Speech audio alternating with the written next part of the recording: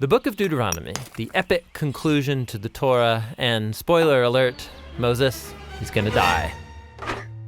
Now, in order to understand this book, we need to remember the story so far. So Israel has escaped from slavery in Egypt. Then they spend 1 year at Mount Sinai. This is where they made the covenant with God to obey all of these laws. Then they wander around the desert for 40 years before they make it to the Jordan River, which is right across from the land God promised them. They're ready to go in. This is where the book of Deuteronomy begins. And what this book is really is a speech. Moses gives these final words. It's like a pep talk to the new generation of Israel that's about to go into the land.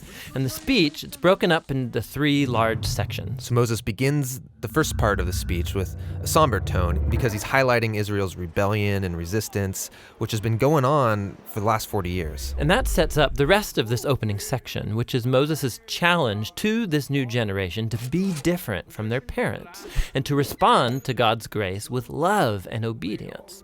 So he reminds them of the 10 Commandments, like the basics of the covenant, and then he gives them this very famous line. Listen, O Israel, the Lord is our God, the Lord alone. Love the Lord your God with all your heart, with all your soul, and with all your strength. Now, in Jewish tradition, this is called the Shema, because the first Hebrew word in this line is Shema Yisrael.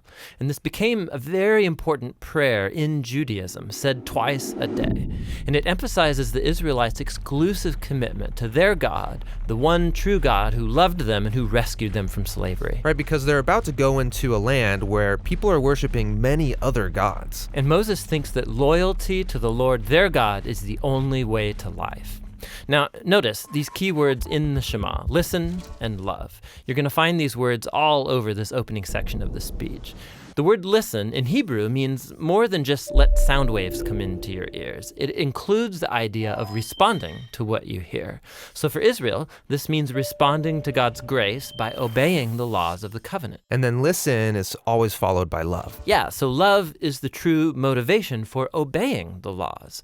Israel won't obey without love, and they don't truly love if they don't obey. So there's this tight connection between loving and listening that runs through the entire book. And so Moses tells them that if they do listen and love, they will fulfill their original calling as the family of Abraham, to show all of the nations the wisdom and justice of God, and so become a blessing to them. The second big section in Deuteronomy is a large block of laws and commands. And this is where the book gets its name. Deuteronomy means a second law.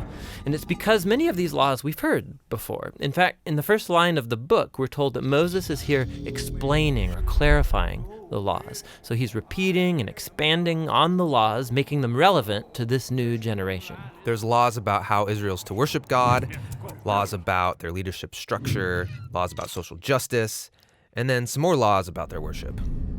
Now, after all of the laws, Moses warns Israel of the consequences of their obedience or disobedience, or in his words, the blessing or the curse. If they listen and love, they will experience blessing and abundance in the land, and if they don't, there's going to be famine and plagues, and they'll be forced off their land into exile. And that brings us to the final section of his speech. Yeah, here Moses says, I set before you today life or death, blessing or curse. So choose life. But then things get really interesting because after 40 years with these people, Moses knows they're not going to obey. And so he predicts their failure and even their future exile from the promised land. And he focuses on what he thinks is the true source of the problem, that they have hard and selfish hearts.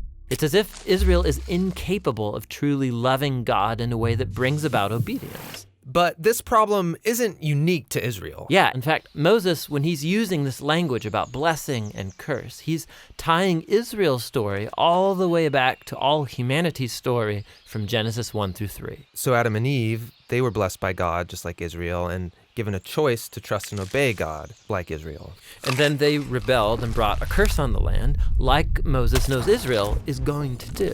And so these stories, they're about Israel's hard heart, but they're actually a window into the universal human condition. But Moses doesn't give up hope entirely. That's right. He says that somehow, on the other side of Israel's exile, God promises to transform their heart so that one day they truly can listen and love.